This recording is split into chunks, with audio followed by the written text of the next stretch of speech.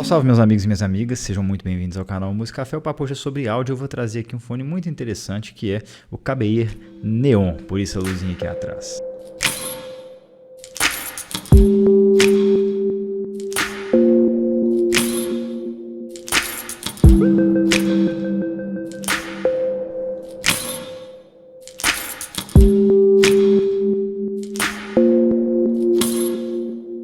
Primeiramente, eu quero agradecer ao Enzo pela confiança e por ter me enviado o KBeer Neon para teste, para unboxing também. E depois eu quero dizer um pouco sobre a campanha no Apoia-se que eu estou lá, para estar finalizando já está em fase final, para tentar arrecadar fundos para comprar um sistema, uma estação para medir fones, medir respostas em frequência, fazer demonstrações, olhar a diferença entre os fones, pode ser bem legal. Eu acho que pode acrescentar ao conteúdo do canal. Então, quem tiver interesse, quem quiser ajudar, está aqui embaixo o link, que é só entrar lá e qualquer valor é super bem-vindo. A KBeer é uma marca que tem umas certas polêmicas em torno dela, né?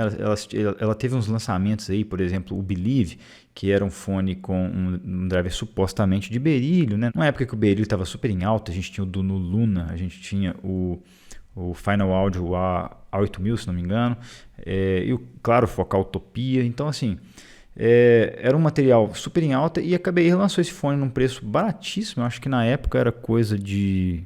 Era um fone de menos de $200 na época. E eles lançaram e assim... ficou aquela coisa, pô, será que é berílio mesmo? Porque o concorrente custa o concorrente mais barato custa $1.600 com driver de berílio, papapá. E aí até teve um reviewer que abriu o fone, mas acho que ele não chegou a conclusão nenhuma. Afinal de contas, o berílio também é um troço meio tóxico, né? É um pouco perigoso se o driver romper ali.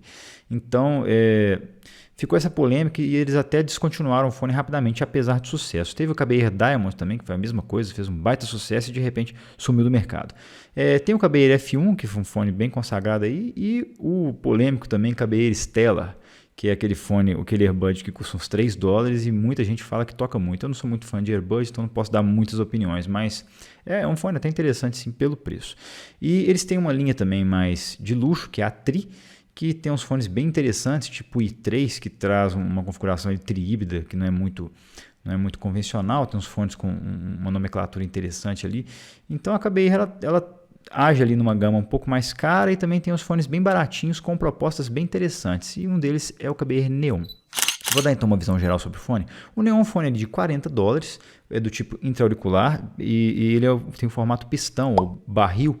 E ele traz somente uma armadura balanceada por lado, que é um design pouco convencional para esse tipo de fone. É mais ou menos a mesma coisa que a Timote que faz já há muito tempo com os fones dela. E apesar desse fone se dar melhor com inserções profundas no canal auditivo, até o Léo, se não me engano, ele falou no vídeo dele, vou deixar linkado aqui, do KBeer Neon, ele explicou melhor ali de forma detalhada, então não vou chover numa olhada aqui, sobre o porquê da inserção do fone. Dá uma diferença tremenda no som. Então, quem tiver curiosidade, vai lá. Provavelmente, se você está aqui, você já viu o vídeo dele. Então, é bem interessante que ele fala lá. Eu não vou chover numa olhada aqui. Mas ele não vem com nada para proporcionar essa inserção profunda. As ponteiras dele são normais, o bocal dele é normal. Então, eu usei aqui para esse teste uma Spinfit CP240, que é uma ponteira de flange duplo que proporciona a inserção profunda.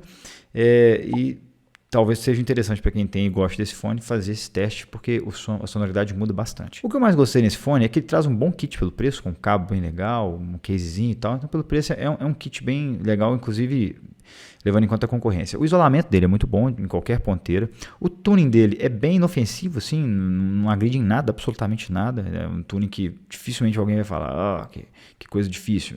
Então, ele tem um tuning que é super inofensivo.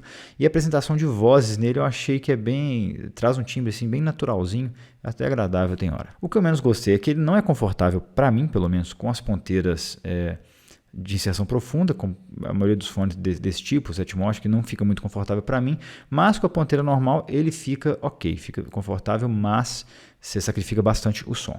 A apresentação dele eu achei velada, mesmo com a ponteira de inserção profunda, com a ponteira normal é absolutamente velada, e eu achei que o kit dele deveria vir com ponteiras adequadas e não vem. Vamos falar da qualidade construtiva do KBeer Neon. Falei um pouco da caixa no unboxing, então quem tiver mais curiosidade vai lá e olha. O cabo é ótimo, de excelente qualidade, tem detalhes em aço inox, tem os conectores banhados a ouro, detalhe da KBeer e tal. E aí a gente tem esse banhozinho de prata também, um cabo tranquilo de usar, trançado mais ou menos relaxado, não embola tanto. E esse conector QDC, que talvez seja um pouco menor que o QDC normal. Os fones aqui com a ponteira da Spinfit CP240, para quem interessar, eu vou deixar o link aqui embaixo. Foi que a sonoridade dele ficou melhor possível. As ponteiras normais não fica legal. Então vamos falar dos fones. Eles são feitos em resina, eles são transparentes, então dá para ver essa armadura balanceada aqui dentro, a Knowles. E essas ponteiras deles são em metal. Eu não sei se é alumínio, se é inox, tem a gravação a laser da KBI, e me pareceu que tem esse ponto frágil aqui. Um dos lados me pareceu um pouquinho solto, tá vendo?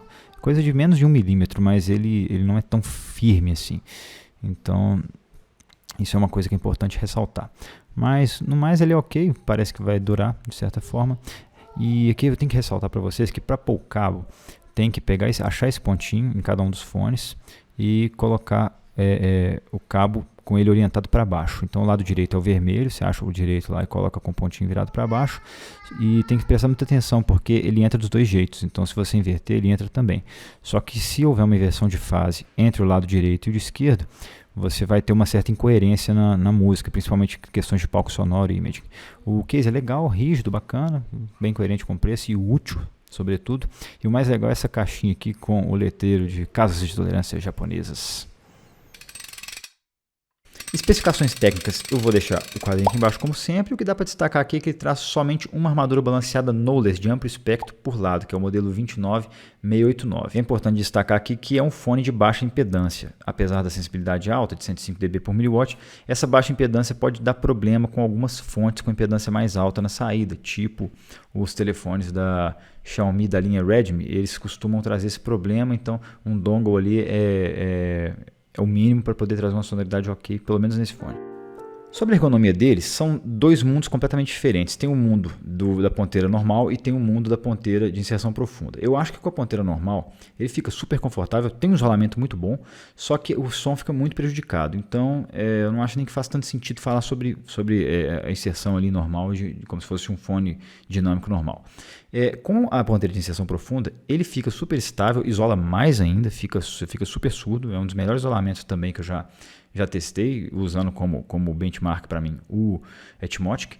Então é um fone super fechadinho e tal, só que ele, quando você coloca ele no modo inserção profunda, ele não é tão confortável assim. Então você tem que abrir bem o canal auditivo aqui, inserir ele lá bem profundamente no canal. E se você não tiver a ponteira CP240 da Spinfit, que eu acho que é a mais adequada nesse caso, as ponteiras da Etmotic não servem, tá? O bocal é completamente diferente. A Etmotic, o bocal é super estreito ali, é coisa de 3mm, 2mm, e aqui a gente vai ter um bocal de 4 ou 5mm, então não vai servir de jeito nenhum, nem se você arrombar a ponteira da Etmotic, não adianta tentar.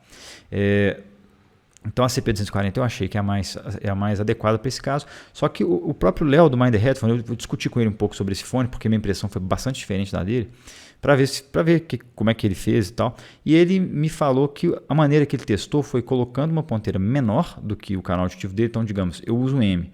Então eu pego uma ponteira P, ou até menor, tem umas que são XS ali. Você pega a ponteira, abre bem seu canal auditivo, vai com o fone e vai chuchando ali até onde der. Então é uma maneira de você obter o resultado da inserção mais profunda do fone, mas, de novo, vai prejudicar demais o conforto. Para mim prejudica bastante, tem gente que não se importa com isso. O cabo dele é de boa qualidade, não é tão embolento assim, confortável de usar, tem um trançado legal e é super conveniente. Então vamos falar sobre o mais importante, que é o som. As minhas primeiras impressões ali do Neon não foram as melhores possíveis. Eu coloquei ele primeiro com aquela ponteira normal e eu senti um som super velado, sem qualquer extensão de agudos ou de graves, muito centrado ali na faixa média mesmo. E ele teve, além disso, o grave dele não é ok, mas tinha uma sensação um pouco boom, mesmo ele não tendo uma quantidade razoável de graves. Aquela sensação de boom, que a música faz é uma batida que seria um tum mais seco, ele dá um mais inchadinho. Então eu não gostei a princípio, e o que mais me incomodou mesmo foi realmente essa sonoridade muito velada, faltou transparência. De novo eu vou ressaltar o impacto da escolha de ponteiras em fones intra-auriculares, principalmente desse tipo. Faz toda a diferença, o material faz diferença, a inserção faz diferença, o calibre do bocal de saída faz diferença. Então todos esses detalhes fazem bastante diferença no som. Por isso que é importante a gente testar várias ponteiras ali para encontrar a sonoridade mais adequada para você.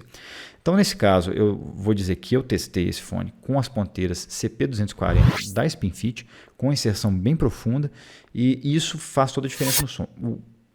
comparando com aquelas ponteiras iniciais ali que eu testei, ponteiras mais comuns, a sonoridade deu bastante diferença, melhorou essa questão da transparência, melhorou muito a resposta de agudos principalmente, e o isolamento também melhorou consideravelmente. Então o som ficou bem mais completo desse jeito, e todo esse review aqui vai ser feito com base na sonoridade dessas ponteiras. Isso é muito importante ressaltar, porque muita gente vai sentir diferença escutando com ponteiras as comuns que vem nele. O palco do Neon é mais ou menos ok, ele está em linha com o que a gente encontra nessa faixa de preço. Ele ora toca dentro da cabeça, ora toca fora, assim, com uma certa distância. Então é um palco ok, não dá para falar muito mal. O posicionamento de instrumentos e separação é bem mediana, e às vezes isso soa um pouco confuso, principalmente quando você tem uma presença de médio grave na música ali. Eu acho que dá uma confundida no palco, eu não sei muito bem por qual efeito ali no fone, mas ficou um pouco confuso para mim em alguns momentos, então não é um palco tão bem resolvido assim. E a apresentação de detalhes dele é bem limitada, tá bem aquém, principalmente da faixa de concorrência. Eu fiz a review aqui do SSR recentemente, e é um fone que está na mesma faixa de preço com uma quantidade absolutamente superior de detalhes. Os graves dele, de cara você já percebe que falta extensão, falta chão, ele morre, a extensão dele morre muito rápida, e além disso, apesar de ela se assentar ali numa região mais ou menos neutra, eu acho que ele tem um efeito ali, talvez algum pico, alguma ressonância interna na shell, que ele traz um efeito meio boom para alguns graves. E aí tem uma música que isso ficou para mim muito evidente, que é a música Way Down Deep, da Jennifer Warnes, que toca ali um surdo, uma espécie de surdo assim, na música, marcando o compasso. E esse surdo, ele normalmente, né, em fones que tem uma apresentação mais extensa, mais correta, ele soa com bastante chão, com bastante extensão, e ele tem uma pegada quase boom ali na maioria dos fones, mas o Neon deu uma exagerada nisso, e o surdo ficou bem e não teve chão. Normalmente ele tem bastante chão dele, você sente aquela extensão física dele, e o Neon não consegue mostrar isso, e ainda essa parte mais superior dos graves ele dá essa arredondada que deixa ele meio boom. Então não é uma resposta de graves que eu gostei, porque a extensão não é boa, a apresentação não é boa, a textura não é boa. Então realmente ficou muito a desejar aqui. Os médios certamente é a região foco desse fone, e é uma coisa por se esperar também, porque uma armadura balanceada só, normalmente, Jump Spector, ela normalmente dá conta melhor ali dos médios, então certamente a região que ele vai atuar melhor. E aqui é assim que funciona, ele atua bem nos médios ali, e apesar dele não ter transparência, faltou bastante transparência, ele ainda consegue trazer coisas com uma naturalidade bem legal, algumas vozes bem naturais, instrumentos mais concentrados nos médios ali, tipo violões, né, o piano mesmo, alguns metais. Ele consegue trazer aquilo ali de uma maneira que é relativamente natural. Falta transparência, seu cérebro entende que tem um transdutor tocando a música ali, que, né, ele diminui aquela... Na verdade, ele aumenta aquela barreira que tem entre você e a música. Então, ele tem uma apresentação que é bem velada para mim. E falta também textura, sabe? Então, falta aquela complexidade quando você tem um timbre mais ali... um timbre mais bagunçado, um trompete, um sax. Ele deixa muito a desejar nisso. Então, ele não mostra tão bem o timbre não fica tão correto assim. Mas algumas apresentações principalmente instrumento de corda, ele traz uma certa naturalidade ali que é agradável, não é tão realista, mas é agradável, até nostálgico tem hora. Então você tem uma música, por exemplo, tipo London Spring, do Passenger, que tem ali uma apresentação muito inofensiva, fica bem agradávelzinho assim, aquela apresentação de uma tarde de chuva, sabe? Bem gostosinha, fica legal e assim, inofensiva, não agride aqui no agudo, não agride no grave, não agride no médio, até bem linearzinho, tranquilo, mas falta aquela transparência que realmente às vezes me incomoda um pouco. E aí, por outro lado, quando você pega uma música que você precisa mais de energia, você precisa de uma pegada de crunch, uma guitarra melhor, uma distorção e tal, ele já não consegue mostrar nada disso. Então você pega, por exemplo, a Bleach Blonde Bottle Blues do Larkin Poe, que tem uma pegada de guitarra bem assim na cara, ele não dá onda, não cola. Então, realmente rock, assim, de qualquer jeito não fica legal nele, de jeito nenhum. Pra mim, pelo menos, eu não gostei. E aí falta essa energia na bateria, falta essa energia na guitarra, na distorção ali, não cai muito bem mesmo. Por fim, os agudos, eu achei que é uma região bem inofensiva dele, não tem nenhum pico, nada que eu pude perceber, mas falta. A extensão morre muito rápido e ele não tem atividade ali que traz, às vezes, uma presença maior, que traz, às vezes, que traz uma energia maior para a música, uma quantidade de detalhes ali e tal. Ele não tem isso. Realmente a atividade de agudos dele é bem limitada, bem linear, mas é inofensiva. Então, assim, levando em conta toda essa tonalidade que eu falei aqui, talvez o neon seja interessante para quem seja muito sensível aos dois extremos. Tem gente que fica muito cansado com o grave, tem gente que não suporta agudo, tem uma sensibilidade muito alta. Então, assim, essa tonalidade do neon talvez seja adequada para quem tem essa sensibilidade extra nas duas pontas. Em termos de comparação, eu comparei ele com o Moondrop SSR em outro vídeo, então não vou falar aqui para não deixar o vídeo gigante. Quem quiser saber, está aqui no link no canal. E muitas pessoas me perguntaram, inclusive o Enzo me mandou mensagem: o que você achou? Como é que você compara ele com o Etmotic e tal? Eu particularmente achei que não tem nada a ver. São fones completamente diferentes, cara. O Etmotic, o R4XR, que eu também avaliei aqui, é um fone super técnico, muito transparente, tem um palco muito legal, que é impressionante para um fonezinho daquele. Ele tem um equilíbrio tonal quase indefectível, se dá muito bem com instrumentos de sopro, por exemplo, e o neon não. Mostra timbres complexos, tem ali uma transparência bem legal, consegue mostrar detalhes. O neon não mostra nada disso. Ele é realmente um fone focado nos médios ali, então é bem diferente. A pegada dos dois fones é bem diferente. Então, tipo assim, pelo menos na minha visão, quem está esperando comprar um fone ali, esse fone de $40 e conseguir o desempenho do Etmotic, eu acho que para mim, pelo menos, soaram absolutamente diferentes. Então, finalmente, para concluir, o KBR Neon é um fone que me deixou um pouco decepcionado, porque eu estava esperando uma sonoridade ali mais resolvida, principalmente levando em conta a faixa de preço dele e a concorrência ali, que é bem pesada, já tem fones relativamente sofisticados nesse preço.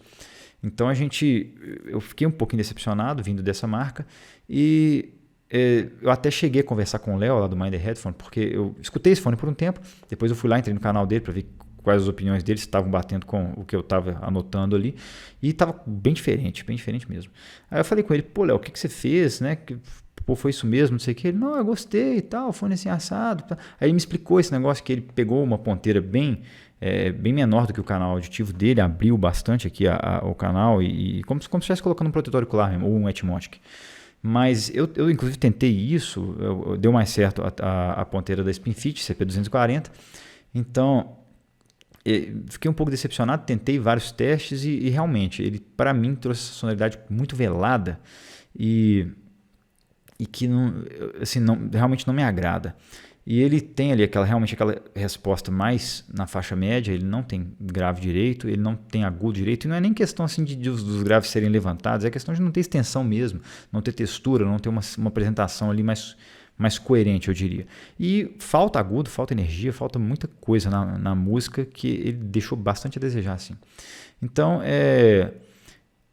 para mim é um fone que talvez seja adequado para pessoas que são sensíveis aos extremos.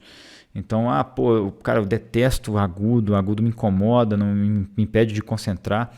Pode ser um fone interessante, sim. Também para quem não gosta de grave, médio grave, ele deixa as pessoas um pouco cansadas também. Eu confesso que tem fone que é bem cansativo para mim, em função disso, e ele não tem essa parte cansativa. E além de tudo, tem um isolamento excelente. Então você consegue usá-lo ali como um protetor auricular que toca música.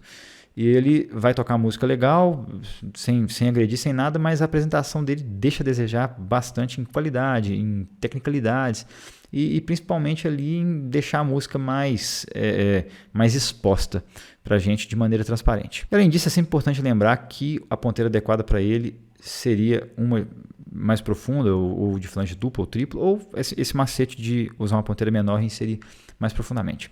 Tá legal, pessoal? É isso, espero que vocês tenham gostado.